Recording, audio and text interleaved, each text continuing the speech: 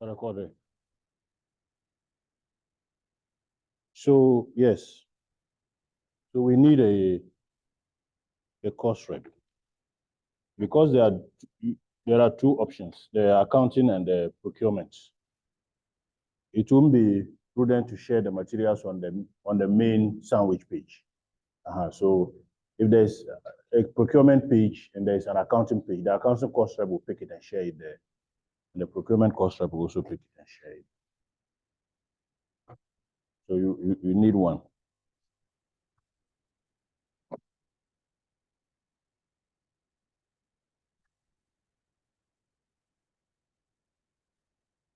So I realized that I've not shared yesterday's slides. Okay.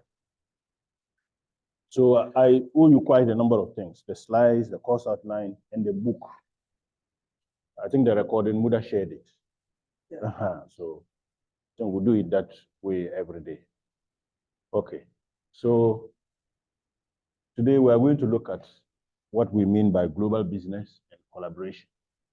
And to do that, there are quite a few things we want to build on from yesterday. So we'll be asking some few questions. We want to find out, I can put on one at first. We want to find out what business processes are and how they are related to information systems. So if you look at this key question, the only part of the question we are not familiar with is the part that has to do with business processes. And for us, in our introduction yesterday, we indicated that technology actually does something to business processes. It changes it in one way or the other. So we'll be looking at that today. Then we'll also look at, if you look at the nature of the organization. Yes. It's okay. It's too much. It's too much. So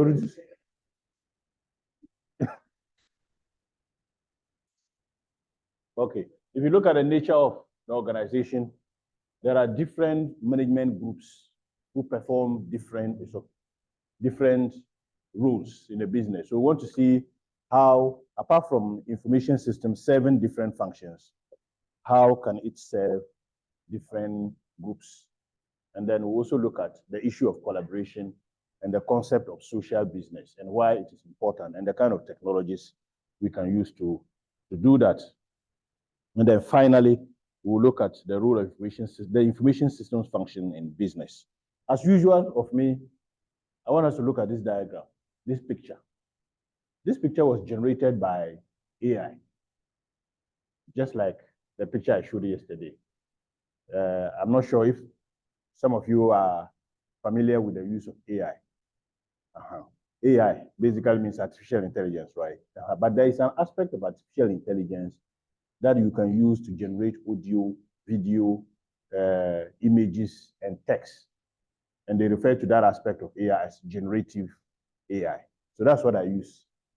And I just ask a question that you should give me a case study for a class which would explain a number of business processes. So the computer generated it for me, and it serves my purpose. So looking at this is a farm, and this is a contemporary farm, and this is a farm manager. Now, if you look at this farm carefully, quite a lot of things would strike your mind. You'll be asking, if a farm with drones, these are not helicopters actually, they are drones. Yes. And a lot of sensors all around to detect whatever is going on. So if there's going to be rainfall, the sensors will be able to give forecasts. Yeah, if some crops are drying up in some sections, it will inform the chief information officer. If some places need watering, so the soil aspects of the soil are drying up, the farm, they will be able to know by just looking at what is presented to them through their PC. Now, we'll call this farm Green Grow Farms. And Green Grow Farms is a modern agricultural company. And they want to ensure that their farming system is what? Sustainable. If you look at the majority of our farmers around here in developing countries, the farmer gets some boom harvest, First year, second year, the farmer is out of the farming business. Sustainability is not guaranteed. So to ensure that farming is revolutionized, to ensure sustainability, they appointed a new chief information officer called Sarah, the lady in the picture. And Sarah's job was to transform the company's operations by leveraging on information systems. So they give Sarah all the resources available, and they say, transform our farming activity. So Sarah decided to implement an integrated farming management system that will connect various aspects of the farm enterprise.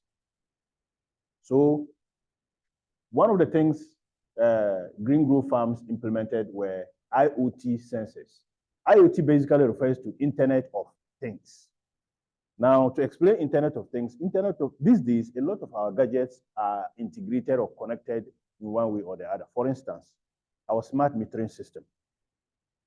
For some of the smart meters, when your credit is low, you'll be able to tell, either through your mobile phone or through another mobile device. Now, come to think of it, your microwave. If you put food in your microwave and you time it, that by this time it will be hot. Even with some microwaves, you don't need to time it. If you just put the food in and you press grill, it knows the number of minutes it should take to grill that particular. If it's spaghetti, how long, it will automatically, the food names are indicated on the microwave. So you just press it, and then it has a predetermined timeline. When the time reaches, the microwave will not pass that, it will stop and give a signal that food is ready. Similarly, when you open modern fridges these days and you leave the doors ajar, after a minute or so, the fridge will start doing what? Beeping, indicating that heat has entered into, so you will come, or the doors are open and you come in. Now, the interconnectedness of all these devices by using technology, embedding technology in them, to the extent that sometimes we can even monitor some of these things on our mobile phones. That is a concept of the Internet of Things. So Sarah decided to implement this Internet of Things in this modern farm, such that the Internet of Things sensors in the field will send real-time data on soil moisture, temperature, and crop health to a dashboard. And when I say dashboard, I basically mean a big screen. Also, they have drones. They have invested in drones with cameras, and this will provide them imagery for crop monitoring. Okay. Then they also have what they call predictive analytics engine. So the back end of the information system has some predictive analytics components, which can predict and give them some metrics or statistics. And this will process data to optimize irrigation and fertilizer use. The way we do fertilization in our part of the world, we just fetch with our hand and we put no measurements. Okay, so they want to ensure that they optimize all these aspects. Then supply chain management. They also have an aspect of the software, the integrated software, which has a supply chain management aspect. And this one will track the produce when they have now harvested. It will track the produce from the farm store, ensuring that it is always fresh at any point in time, so that if they are going to send suppliers, they will not be sending them rotten products. Then they also have an app where their customers who buy fresh farm produce from them can use to make orders. So this customer-facing app allows consumers to trace the journey of their produce from the farm. You know, there's this concept of eating organic. So people want to know how the farm produce was cultivated, how it is transported, how it is managed, so that they know that it is organic. So they can use this app to trace the trajectory, the journey of the food. Now, you realize that given the integrated farming system that Sarah has, or Sarah is trying to implement in this particular farm enterprise, there are different categories of people. For instance, if the IoT, the Internet of Things sensor indicates that soil moisture at some aspect of the farm is low, then they may ask the laborer to go and turn on the irrigation system to water that aspect. If there are weeds growing somewhere, they may tell the laborer to do ABC just to correct that. Now, even when it comes to harvesting, some people will be ordering the laborers to operate the machines to do the harvest. Even when it comes to deliveries, this tells us that The farm management or integrated information system serves different category of people in the farm enterprise. Now, this different category of people, we can look at them from this angle. One, the farm workers, who are the laborers, the very bottom. They receive daily tasks based on what? The sensor data, whether they should go and water, they should fertilize, that's what they do. So when they are coming to work not knowing what the sensors will tell them. Are you getting it? They are coming to work not knowing what their activity for the day would be. Then there's also the middle management, the supervisors. Farm managers analyze trends to make seasonal planning decisions. These guys, they do a bit of planning. So when they are coming, at least they know what they would likely do at work. But those at the top, Sarah and Co, executives, they use predictive models for long-term strategy. After the harvest, they will be able to tell how much they have invested in the farm and how much they have made. And they can decide that, look, based on the soil fertility here, we should close this farm and open another farm in another village. It is these guys who make that decision. This guy cannot. It is even more probable that these guys are part of the owners. So the sort of information they have is different from the sort of information these guys would have. So we are basically saying that using this integrated system, it will improve a lot of things, the farm performance by reducing water usage and a whole number of things. Now, if you look at Green Grove Farms and Sarah's role, there are quite a number of things Sarah has been doing. And if you look at Sarah's role, Sarah sits at the top of the organizational hierarchy. So Sarah is interested in strategy, is interested in ensuring security and data privacy. So he will not send farm data to anybody else, but ensuring that it is properly protected.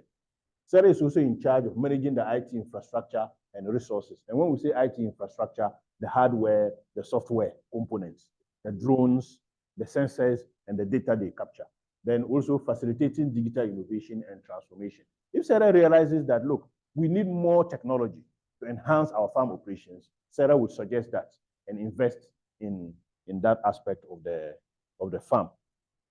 Okay, so looking at this scenario, you see that there are quite a number of activities engaged in an organization or enterprise. And this case study is just to showcase the fact that when we are dealing with organizations, we are dealing with different kinds of business processes. That's what the picture I'm trying to paint. These different business processes can be geared towards achieving one objective or the other. So the function may be what? Different. That is why sometimes we say we have functional areas. So we can have the HR function. All activities related may be towards improving HR dynamics in an organization. Finance, we have production, we have retail, customer relationship management, and whatnot. If you look at these functions carefully with the embedded business processes, it is also possible that somebody may be at the top of the organization, and it will not matter whether he's related to HR, finance, or retail. All the information that cuts across all these domains is available to that person. For instance, Sarah, in the case of Sarah, whatever the farm workers do, the middle management do, the information, Sarah gets access to it. But if you come to the bottom, the farm workers, they don't have access to the kind of information, the diverse nature of information or data that Sarah has. And that's the way our organizations work. So when we say business processes, we are basically referring to the flow of materials, information, and knowledge in logically related steps. So if we know what the business process is, does it make sense for us to argue that when we say organization, an organization is basically a collection of different business processes?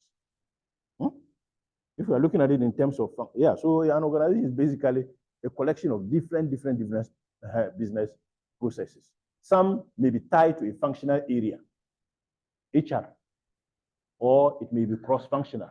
One activity may start from HR and end with what? Finance, or with retail. That's what we mean. Okay. And then we're also saying that business processes may be assets or liabilities. The accountants will tell you what an asset is. Yes. So an activity can lead to maybe the generation of an asset or the creation of what? A liability. Yeah. These are basic things which will guide what we are interested in doing today. I kept mentioning functional areas. These are examples of functional business processes. Manufacturing and production units. Assembling a product would be a functional one because it's related to only this particular function. If you look at sales and marketing, identifying customers will fall under this. Creating financial statements will be a business process under finance and accounting, and hiring employees will be under human resources. Okay, let's look at this then as a typical example of business processes. Let me see if I can cancel. Can you cancel it from there, or is from my end?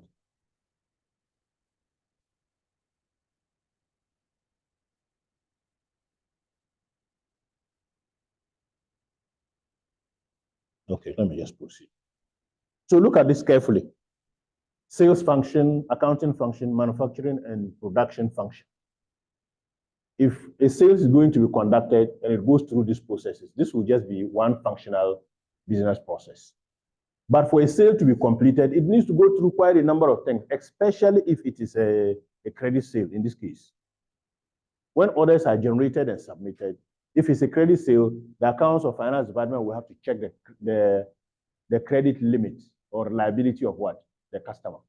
And then they approve it, generate an invoice, and then they assemble the product, which comes under manufacturing and production, and then they send it. If we look at it this way, these are functional. But if you are looking at the completion of that transaction, it becomes what? It becomes cross-functional. How can we use technology to improve this?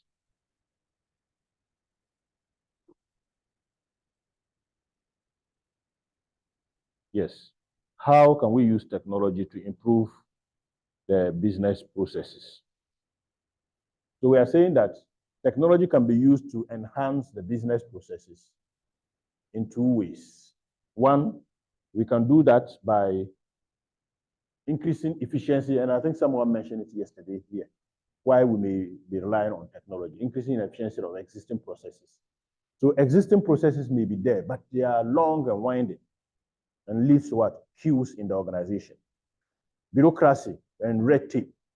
But we may realize that if technology is introduced, it means that the redundant processes in that long business process will be removed. And the process will be what? Efficient, faster, and smooth. It can also be used to just generate an entirely new business process, new one. That is why yesterday I indicated that when we are introducing IT or IS to business processes, the effect will be that the first one, this one was what I referred to yesterday as incremental, because we are just dealing with small steps. But here we are looking at enabling an entirely new process. This one will be what? Transformational. So you want to venture into a new business venture, changing the flow of information, replacing sequential steps with parallel steps, and then maybe a completely what? New business model. Now let's come and look at the different functions or levels in an organization, and we'll use that to explain our types of information system, the core of what we're going to do today. Yes.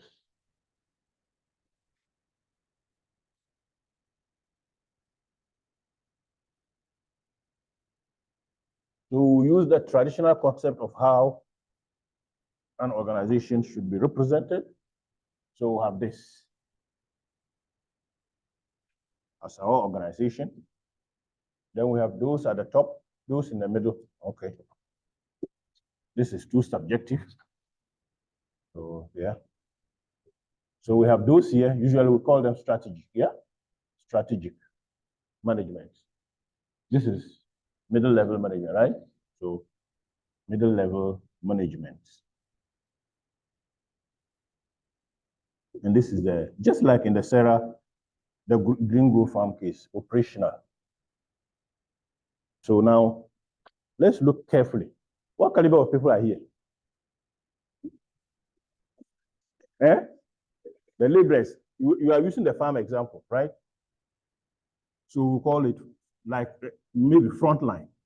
So we call them frontline. So if you go into a shopping mall, those at the counter, those on the shop floor, they are here. Then we get here, we have the supervisors or middle level managers. And then here we have the CEOs, the managers and the owners. So we are saying that looking at the nature of the organization this way, we are basically looking at what? Levels. 1, 2, 3, main levels. We're also saying that assuming we have different functions like production, accounting, HR, it will mean that those functions doesn't really matter whether it is operational, middle level, or strategic. So it can cut across here. So this can be accounting. Then we can have HR. We have maybe marketing. We have production, and so on. It means it doesn't really matter because the CEO can be involved because he gets reports based on all of these functional areas. Now, when we explained yesterday what an information system is, we did that generally. We provided a generic understanding. Today, what we're going to do is to try to understand how we can classify them in terms of 2 criteria. 1, what the information system does or who it serves. So in terms of what the information system does, we can have an information system that does accounting or HR or marketing or production or supply chain. In that case, we can call that information system, where it means that we are categorizing the information system based on what? Function. So that is why you may come across a term like accounting information system, because that is what it does. Human resource information system is also there. Even to the extent that sometimes the nature of the organization, hospital information system, hospital management information system, basically telling you what it does. It means that they are classifying the information system based on function. We also have supply chain systems. That's just one way. Another way would be to classify it based on what? The level. The level. That's where our concentration is going to be. So here, those are the operational level. Those who work here in every organization, their work, the nature of their work is what? Routine. When these guys are coming to work, they know exactly what they are going to do. They are going to sweep, they are going to watch the gate, they are going to pack, they are going to shelve. They know. That's what they do every day, routine. They don't do reporting. They don't generate reports. Maybe just temporary updates they give to the supervisor, but they don't write any reports. And their work is what? Routine. Now let's look at those in the middle. Those in the middle depend on whatever output is going to come from what? The business processes conducted by the operational level staff. So they may be supervisors. On top of the supervisors, they may be what? Some managers who are not part of the top level management. These guys, to some extent, they generate medium to long-term, short-term, medium-term reports. More very detailed for their bosses at the top. Those guys here, they are the bosses. They decide whether this enterprise this year, after this year, will close it down. It is these guys who decide that. These guys cannot. When you go to like Accra, this shopping mall, the China mall, and you can't find anything on the shelf, who do you ask? The operational level guy.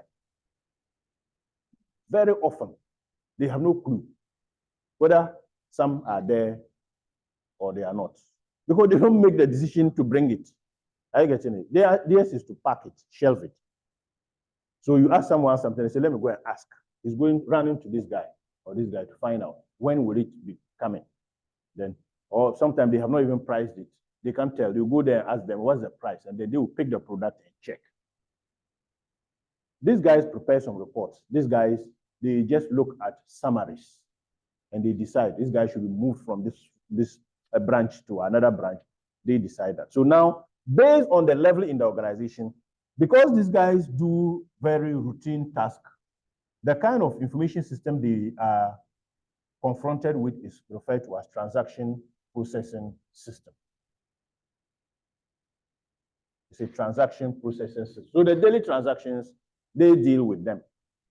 So usually they deal with what we call a TPS, the transaction processing system. So transaction processing systems serve operational managers and staff, perform and record daily routine transactions necessary to conduct business. The lady at the entrance of Melcom, the shop, the till, that's what they do. Okay. So we call it TPS, transaction processing system. Then we also have, we'll come back to the business, the one on business intelligence. But those guys at the middle here, they are confronted with a system called management information because they are the middle level managers. So often when I get to this point, I say that instead of just referring to the course as management information systems, management information system is actually a type of information system that serves a particular category of people. And that also informs why we have changed the name of the course. Here, we don't call it management information system. Otherwise, we'll be looking at information system that serves only that level. We call it business information system. So here, the supervisors, they deal, so these guys deal with the TPS. These guys deal with the MIS. But we're saying that even among the group here, the management, some may just be supervisors and some may be what? Managers, deputies. So they may also have another system called a DSS, a decision support system, because they make temporary or short-term decisions. So they may have a decision support system to help them make some decisions. And then the last one, we have the guys at the very top. They will use the executive support systems. So ESS, or sometimes called executive information systems, right? Now, these days, whether you are using an MIS or you are using a DSS, we are confronted with a term called business intelligence. Business intelligence. We can rely on her. I'm going to mute. I'm glad you.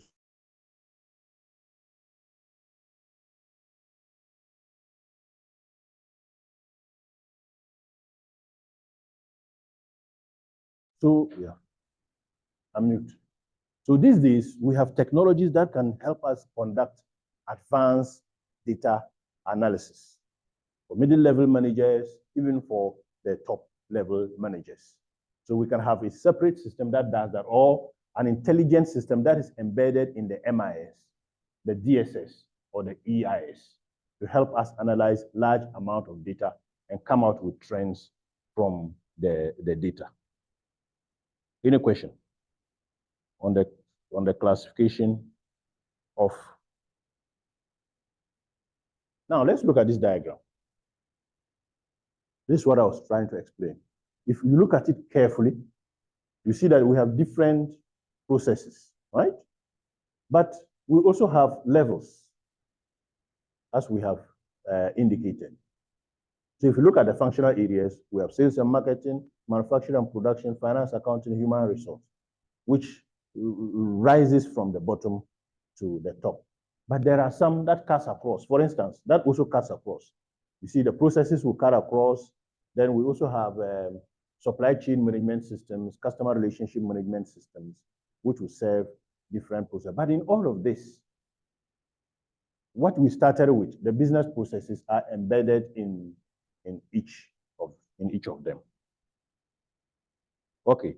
Have you ever thought of a situation where maybe in time past, 10, 15 years ago, if you have worked long enough, there used to be a concept of providing systems for separate functions.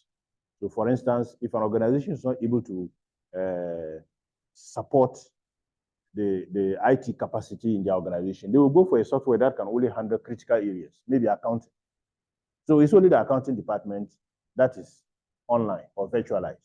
HR, everything is manual. All other functions are manual. Then later, when they get some money, they will invest in another technology for maybe HR, and they do that what? Progressively. Now, these systems have a lot of, when an organization goes through this route, it has a lot of problems because the accounting may be Sage, Tally, or QuickBooks. But maybe the vendor for the HR may be completely different. So when you bring it, processing HR data and integrating or linking it with accounting data becomes what? A problem. So the integration will be only what? Manual. When we have something like that, we call the systems legacy systems. And there are a lot of problems with legacy systems. So these days, the motivation is towards an integrated system. So that you just have one software, and this software would have what? Modules in them, which will serve all the different functional areas.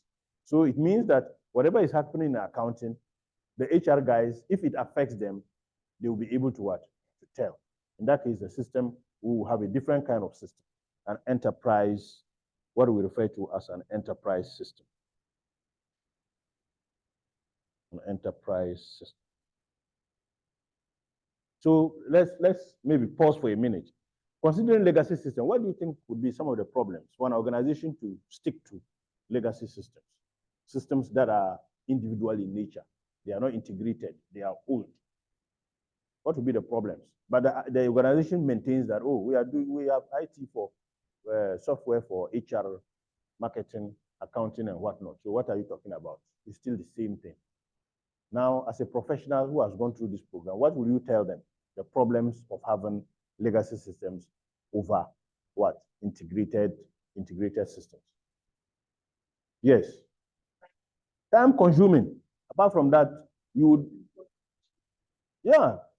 difficulty in decision making. You can't make prompt decisions because data will not be what? Real time. Okay, what else? Yeah, costs. Yeah, instead of just investing in one software that will have modules for the different functional areas, you are investing in different separate. Any other? Redundancy. There's something called data redundancy. So somebody is recruited, he goes to HR, they take all biometric data, everything. He goes to accounting. When it's time to pay, they take the same data. If he's going on leave, he goes back, they are trying to get the same. Have you worked in an organization where all the time they're asking for the same data? Well, in UDS, they do all the time. They are asking for our NIA, our ID numbers. Yes, date of birth. Meanwhile, we have been working for the past 10 years because the systems are not integrated. Another practical example, UDS uses the university campus manager, the UCM, and then now the UCM enterprise. But that's not what they use to the finance department. That's not what they are using. So how are you able to reconcile how many people have paid fees and who are defaulted? Are you getting it? How are you able to tell how many forms you have sold? Because the systems are not integrated. So you can imagine if someone is smart in an organization like that, where funds can easily be what? Can easily be siphoned for personal gains. But there can be advantages to having legacy systems. There can be advantages. Yeah. If you are a small enterprise and you cannot invest in a software like maybe an ERP like Microsoft Dynamics, expensive, because it has several modules. You don't even need the modules. You just need Excel, right? Or maybe Tally, just to do some basic things. You don't need you are not recruiting people, so you don't need an HR module. For smaller entities, it will be better to have systems like that. But as the organization grows, there will be the need to move from such systems to. Have you heard of the term enterprise resource planning system? Yeah, that's what we mean by integrated systems.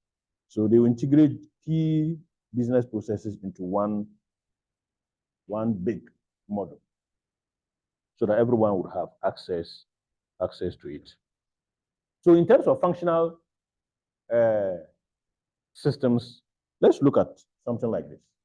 Supply chain management system, managing the relationship with suppliers, purchasing firms, distributors, and logistic companies. And we'll take a typical scenario to explain this. Assuming an organization deals in different kinds of products with their suppliers, how can they rely on information technology to ensure that they never run out of stock? You mentioned something yesterday.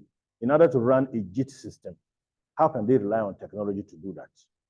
If you are from an accounting background, you realize that when you are managing inventory, there are different levels.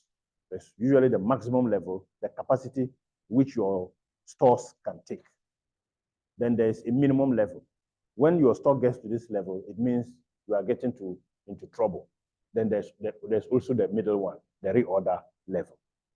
So a system can be designed such that the system, with a supply chain management system can be designed, embedded with the suppliers or access given to the supplier to monitor our stock levels real time, so that when our stock levels reaches reorder level, there will be no need for any communication from the entity to the supplier to supply. So the moment it reaches there, they are able to tell, and then they can replenish stock. Now, they do this based on various terms. The accountants will tell you, maybe your credit worthiness or your promptness in what? Pay, then they will deliver. Think of it this way. When we are thinking about systems like this, I always say that don't think of a complex system. You can even have a system that would just rely on freeware, free softwares. Even text messages can do this. Yeah, you can use a calendar, just a normal calendar on our phones. You can use SMS. You can use email alerts. So when you are monitoring your store and it gets to some level, something pops up on your phone, and then you send an email or you send a text message. But an advanced one will not work like this. So many a time when we are trying to relate some of these things to real life scenarios, you may not necessarily buy a software to do that. There may even be, if you check online, there may even be a free supply chain management software to do this, but organizations may not explore, and they think that these things are difficult to do. Yes.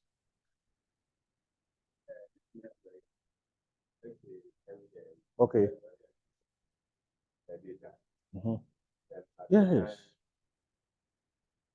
Message. Yeah. Your data, you have used 90% of your data. Yeah, search alerts. Excellent example. Thank you very much. Data usage. MTN has configured their system in such a way that when you buy data you are using, it gets to some level, it will tell you 50% of your data has been used. Why are they doing that? To make you buy more. In actual fact, this is a system they are using. We're going to come to it. A customer relationship management system. They are indirectly making you feel good because otherwise you would overuse the data, right? Yes. And I do that sometimes. My table data gets to some level, I get an alert and I turn it off, and the kids are saying, hey. They have switched off the thing. So they approach me and I say, no. What are you guys downloading? But if it was not there, before you realize, it's not even getting close to the end of the month, TableNet data is finished. It doesn't come cheap these days. So I feel comfortable dealing with MTN or using the TableNet because they are able to manage my data for me very well. Are you getting it? Yes, that's a very good example. Banks, they use that as well. I keep making a joke about ATM machines with my colleagues who work in the bank. I keep saying that, as for the ATM machines, it's not patient at all. You take money, you even put it in your pocket. Sometimes the money is not even out yet, and your phone is. Yeah, they keep you up to date with what is happening. And yesterday, I gave an example where systems were not integrated in the past, and you could withdraw money from this bank. The GH Link card, when they introduced it, and then you ran to another, because the network was poor. So when they pay salary, you take here and go and take there. Damn the consequences. Because you feel it's better than taking what? Taking a loan. So you take it and go and take this one, sort the issue and wait. Next month they should take their money. No interest. Yes. Yeah, interest-free loan. But now that it is integrated, you even get your car or your motorbike. Before the money comes out, you get an alert. They are managing their relationship with us and keeping us up to date with what is happening on the minute. How are we as a school leveraging on technology to manage customers or potential customers? So you apply, you don't know what is happening, we fish out your data. And then we said, okay, the number, whether you get admission or not, we'll add you onto a platform. And then we say we are working, and some have security features. They will ensure that you cannot add them to any platform. So we send them a message saying that join this group to keep up to date with what? Your application. So quickly, they join. They ask questions. Some of them we know they may not get later after realizing that the qualifications, but you manage it and tell them that, oh, can you do this, and then maybe next year, or if you bring us this more additional qualification, we can help you out. Then finally, the admission is what? It's issued. Then people start asking questions.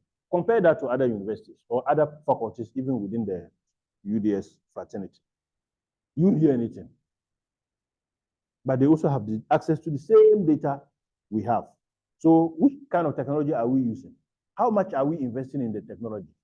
Absolutely zero. Just freeware. WhatsApp is free, so we are just leveraging. So many of these things, even in organizational settings, you can do that. You can leverage on some of this freeware to be able to manage organizational systems. But if there are funds, don't use the free ones. Yes. If there are funds in your organization, don't use them. So you can use technology to manage our relationships. Now, when we're looking at the supply chain management, we indicated that we may rely on what? A JIT system, right? We may rely on a JIT system. Okay, before that, let me also just explain this. A knowledge management system. Some people have worked in some organization for such a long time, like 20 years. And every year they have been appraised. I mean, a very structured organization. I have worked in UDS for over 10 years. I have never been really appraised. But I have gathered experience over a long period.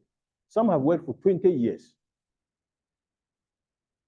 No way to document their experiences over the years. So when they leave, they die, they resign, they go away with their knowledge. So an organization can also create a knowledge repository so that the annual appraisals, whatever is going on, people's experience, people will have the opportunity to share how they have solved certain organizational problems. And it can be what? Well documented. Now, the supply chain management system I mentioned, we indicated that you can make your system accessible to your supplier, right? So that when your systems indicate that because they have access, when your stock level reaches a particular level, it may not necessarily be supply of goods and services, but it can even be an HR consultancy firm, such that the HR consultancy firm have a tab on who retires when. So as and when they know that, this year, 2 people are retiring, as an agency or consultancy, they will start scouting for people to replace them. That will also be what? A kind of a JIT system. So for the suppliers to have access to the organizational data and technology, then it means that the organization will give them some minimal access, not entire access, some minimal access to be able to have that interface or interaction with that interface. And that brings into focus the concept of 2 key terms that we want to explain. This term, intranet,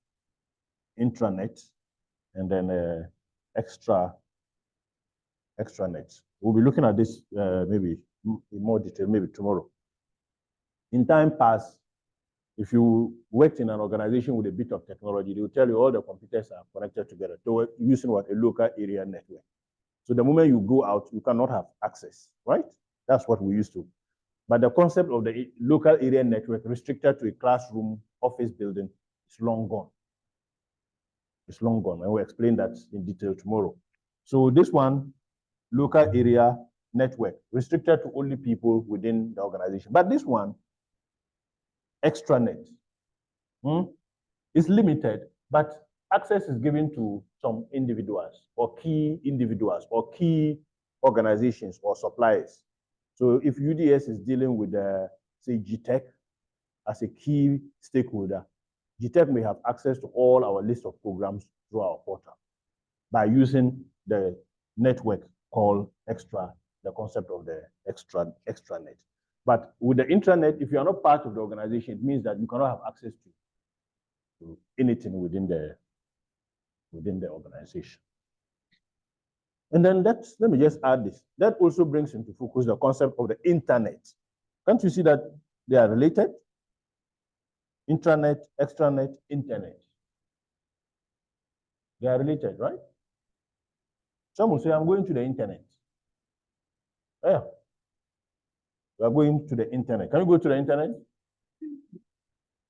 I'm going to the internet. Are you going to the? Eh? Yeah. So all these are they relate to what? Connectivities. Connectivities. Yes? They give you what? Access to the network. This one, limited to organization. This one, limited to organization with access to key stakeholders. This one, limited to unlimited. I like the word. Unlimited. It means access to the connection of global computers on a what? A global scale. That's what we mean. Does this guarantee that you have access to the internet? Does this guarantee that you have access to, say, I don't want to use the word. Does this guarantee that you have access to a web page? The fact that you are connected to the internet? No, it doesn't guarantee that. You can have data. Your computer or phone can be connected, but the page you are trying to access may not be what? Available. We'll look at this hopefully tomorrow. All right. So that brings us to the end of the first part of our lecture. Now, what I want us to look at is the concept of collaboration. The concept of collaboration. We are collaborating right now. Yes, 2 or more people working together. But how can we enhance that by relying on technology? We can enhance that by leveraging on different kinds of what? Technology to make the process more interactive, more seamless, and more productive. So collaboration can be short-term, it can be long-term, it can be formal, it can be informal. I'm not explaining it, but we know what it means. Why is it important? Because the way we work has changed, especially post-COVID. Even during COVID, the way we work, people, they said we shouldn't go to work, but they realized that if we don't go to work, things will collapse. So a new kind of working emerged, virtual working. You could stay at home and still do whatever you wanted to do. You could stay at home and still teach and do a lot of things. So the changing nature of work, then also growth of professional work, interaction. There are some jobs. Has anybody heard of the term remote jobs? These days, you can go to LinkedIn, go online, and look for a job in US and just be here and be working. Yes, I understand they say they want to tax that one too. The way the organization is organized, organizations are now opening branches all over the place. So the changing organization of the firm, when they have a lot of branches, it is easier to leverage on technology to, the changing scope of the firm. Educational institutions are now venturing to areas that were traditionally a no-go area. Yeah? There are educational institutions that are into areas that are not education-oriented. Can someone give an example? Assuming UDS decides to go into making bottled water. Yeah, it will mean that we are changing our scope. But if we are going to do that, it means we will have to work with, that's not our specialty. We will have to work with other stakeholders who are there by leveraging, we can do that by leveraging on technology. If we also want to leverage on technology to be new, relevant, and contemporary, we will also need to collaborate. Apart from that, the changing culture of work. We have all come to agree that you going to work doesn't necessarily mean that productivity. Yeah, some people, they go to work, they will watch YouTube throughout. But if you tell them to stay at home and work, they must show that when they stayed home, they worked. But they can come to work and they will go from office, 30 minutes here, 20 minutes here. Before you realize all the time has been spent on what? Unnecessary discussions. But they were at work, then they clock out and go home. But if you say stay at home, but work, they need to justify when they stayed at home, what did they do? And collaboration technology can help us to do a lot of these things. I also want to introduce the concept of social business. And I said yesterday that many people are here, you wouldn't know they are doing business, but they are waiting for goods to be sent from Accra. For some, especially our ladies, the goods are not even with them. They only ask for the pictures. And they will flood their status every day. Prices. When you request for it, then they will request for it.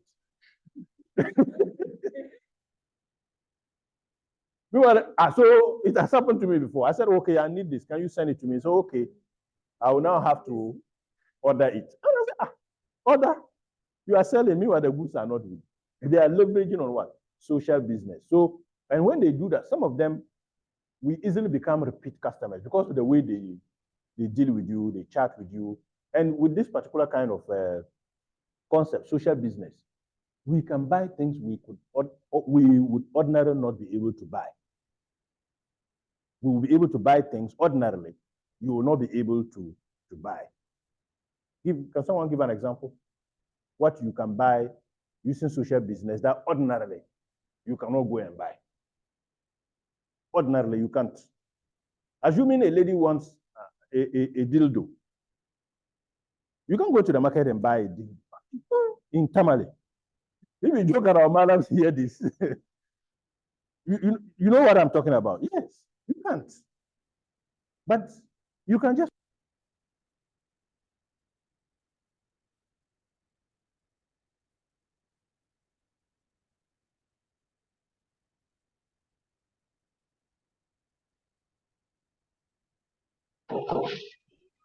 Hello? Can you check the mic?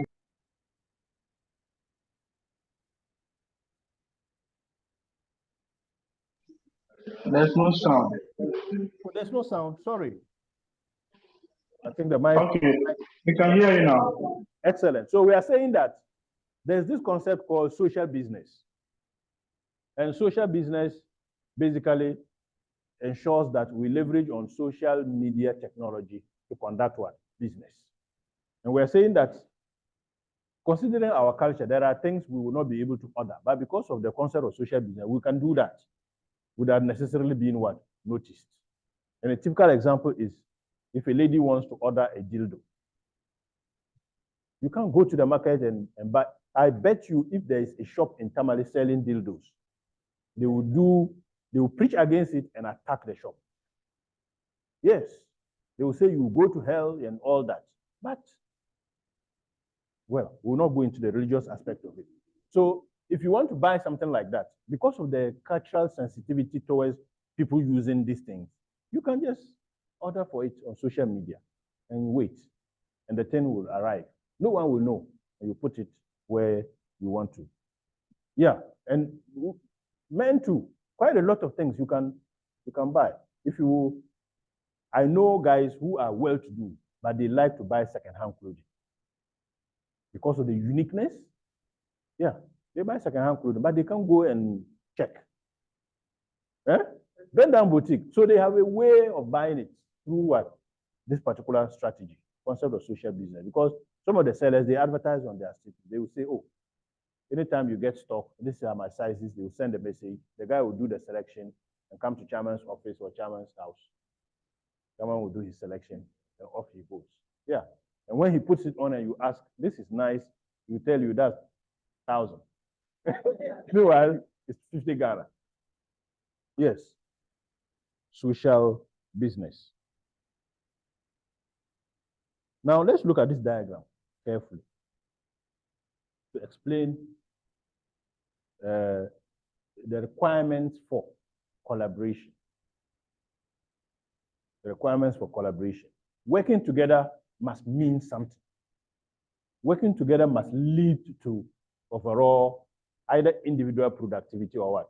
Firm performance. How can you ensure that when you are working with someone, it leads to your individual productivity or your improved efficiency and performance? There must be a criteria. Certain things must happen.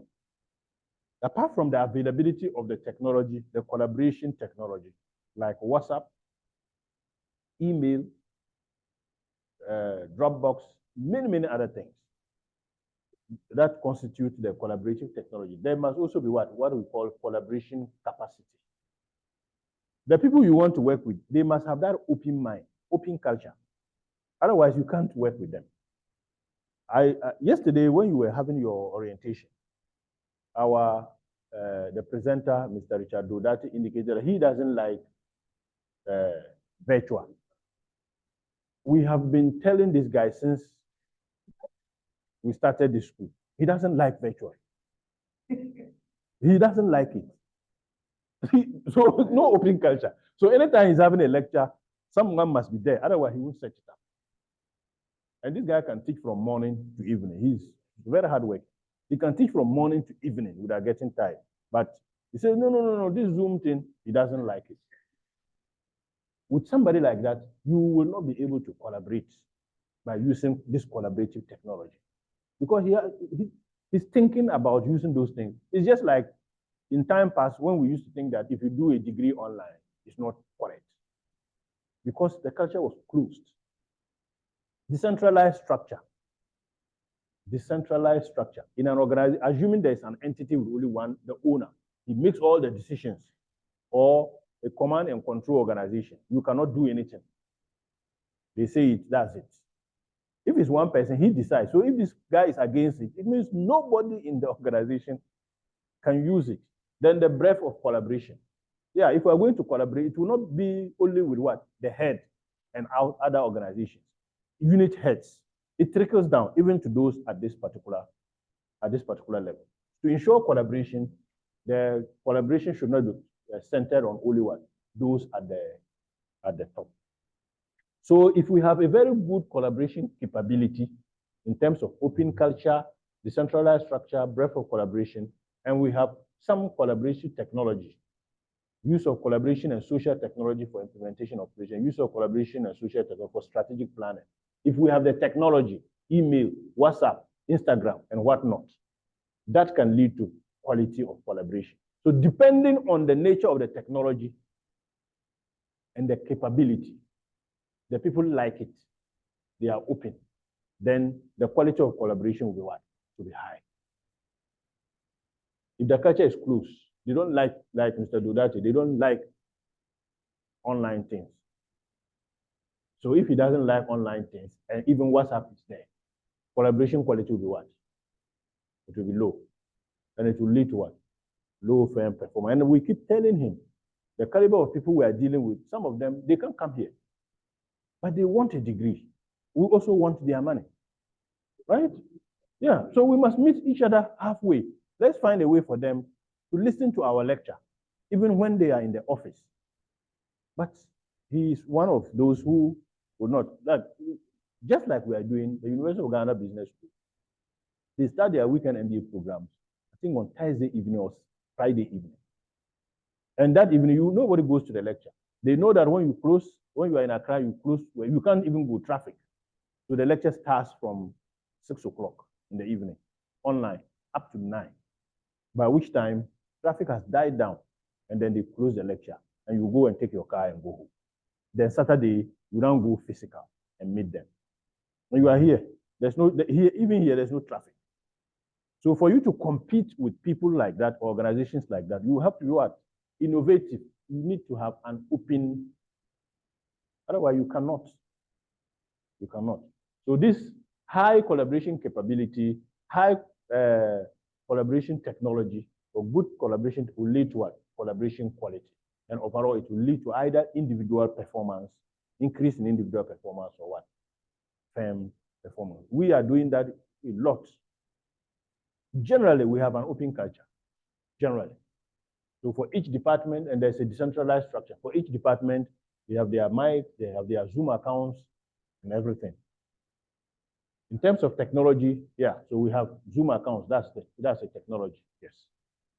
Then the mics, the mobile mics are also technology. These mics are not for you to hear, but it is for those online to hear. They can hear very well. And because we are doing that, there are some students we have which we know without this particular approach, they would never have come to UDS. They will not be able to do it. And some are even amazed that, hey, UDS, and they are doing that. We are doing more than that, actually. Yes. Yes, yes. So last year, our MBA programs, all the lectures, they are recorded and online. This same lecture I'm having last year, when I had it here, it was recorded. So even if I was not able to come, and you were here, we could just play the lecture. And you just watch it from beginning to the end, and then you pick the slide. There's one of our lecturers who is currently in the US. On Saturday, on Saturday, you should come here and see. He's in the US, he would just write everything, and it will be appearing here. And they will be here, hearing him from here, asking their questions, and we will just leave them here and go. So he will be with them. When he's done, he downloads everything at all he would have put on the board, like all these things I'm doing. You will not have it. But for them, it's downloaded in PDF, all the writings he has done, plus the slides, plus the video recording, and he sends it to them. So yesterday, somebody made a comment. On Saturday, one of the students made a comment. He said, this lecture is even more interactive than the ones the lecturers come to stand in. Because whatever this guy is writing after the lecture, he gives it to us. So when we are looking at it, we are able to remember every aspect. Yes, all the demonstrations I'm doing, assuming they were all recorded, so that you can, when you are listening to the video, it will be playing out. It will lead to what? STEM performance. Yes.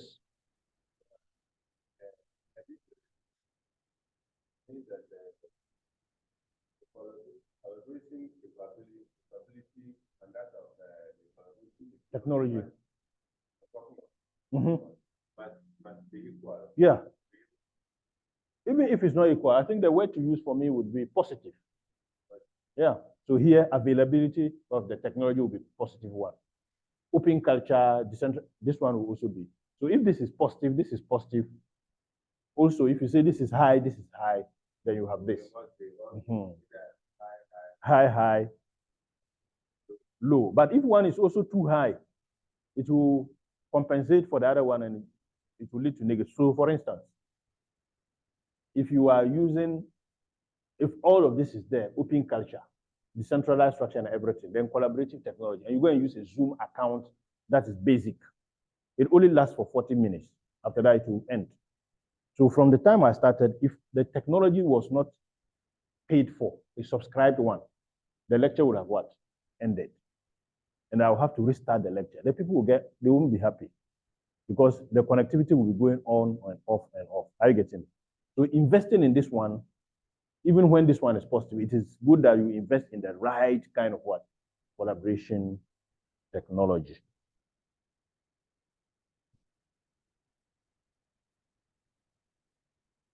What tools can we use for collaboration? I've mentioned quite a number of them. Emails and instant messaging, they are collaborative tools. So some time ago, if we're having this lecture, after that, we'll take all your email, we'll say, write down your email so that I'll email this. We don't do that again. Because there are instant messaging apps that we can just use and share the link with you, the stuff with you. Then we also have wikis. Wikis are web pages that are editable. You can go there, edit it, sign up and edit it and contribute, like Wikipedia.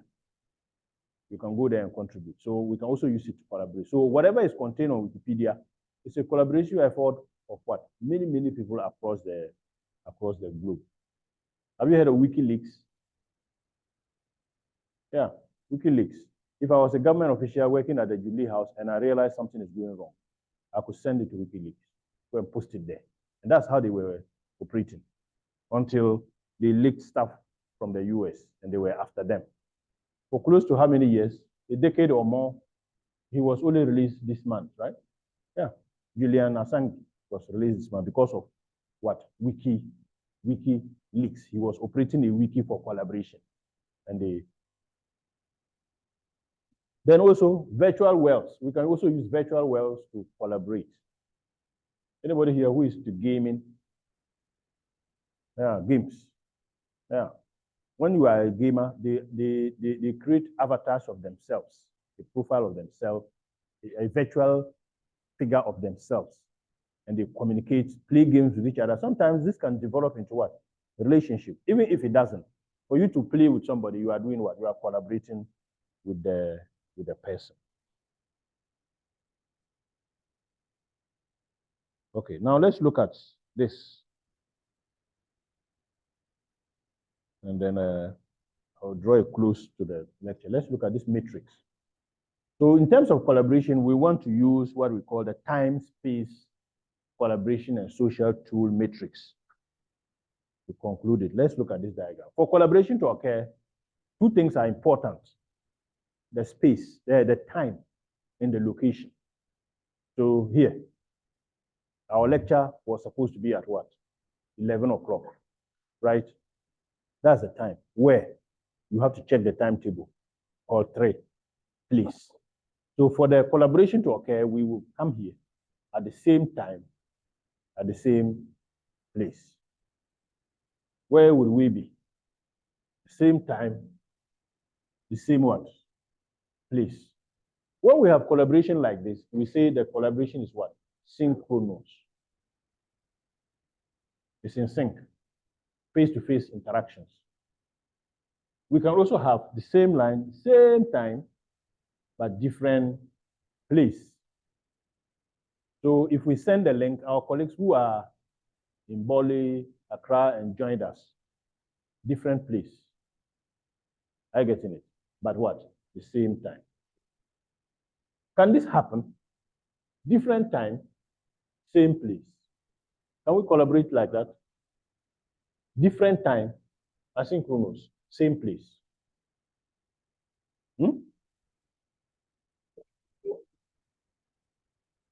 Different time, same place. It's possible, yeah. Different time, but same place. Shift, yeah. Shift work, yeah. Then let's come to this place. Different time, different place. So after the lecture, if I send you an email, or maybe I didn't come at all, but I said, okay, let me just send you the email of all the lecture slides, the lecture recordings of last year, so you can download and look at. The time I sent it would have been maybe 5 a.m. when I woke up. Some of you will download it immediately. Some will download it later. Some will get to work where there's free internet.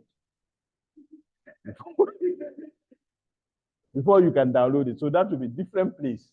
And your time will also be what?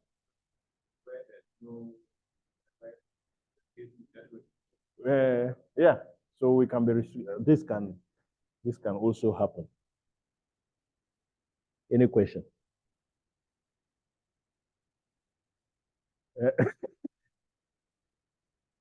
Yeah, especially where there's free Wi-Fi. You see Wi-Fi, there's no padlock on it, and you connect. It has become more dangerous than, yes, people who do that. They do that. Yeah, because of we do that because of the lack of sensitivity to the data we keep on our phones. Because when you do that, it means the person, with some few tricks, he can download, access everything on your device. He can take the notes you have been keeping. Don't join by heart. There's someone who download it. Yeah, and mostly people just go to pictures, gallery. That's where the secrets are, videos or messages. They'll pick it.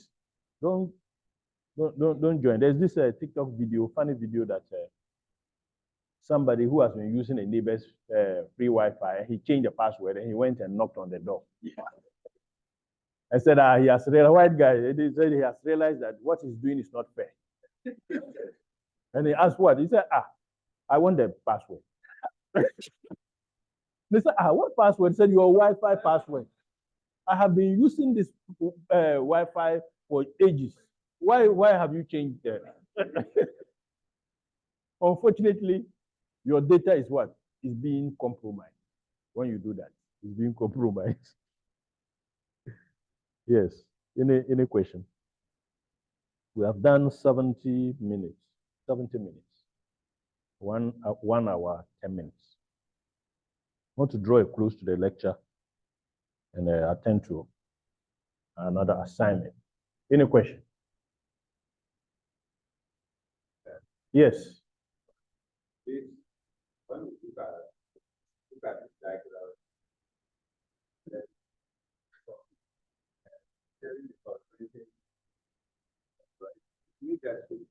the total challenge of it will be the cost of. Mm-hmm. So yeah, I like the angle you are coming from. The cost implications are different. Time constraints and use also what? Also different. For instance, this one. If you come to, well, even with this one, there are constraints and there are cost implications. You have to come to lecture. Use of petrol and whatnot. Same place, same time. For me, what I'm advocating for is what we indicated, I don't know if it was this class, running a completely online MBA. So you stay in the comfort of your home, so you having to travel here will not be there. But even with that, there's an implication. Data. Yes.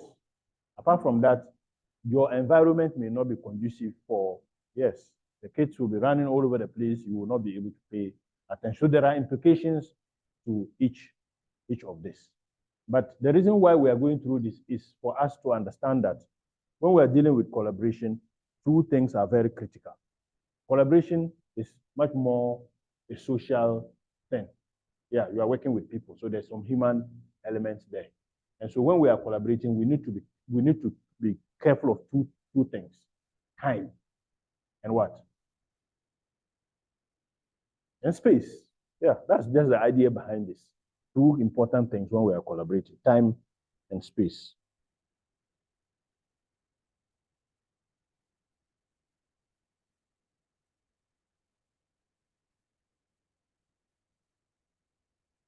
Mr. Ganiu, any question? No, bro. Okay. Yeah, so tomorrow will be another day. We'll continue tomorrow. Enjoy the rest of your day.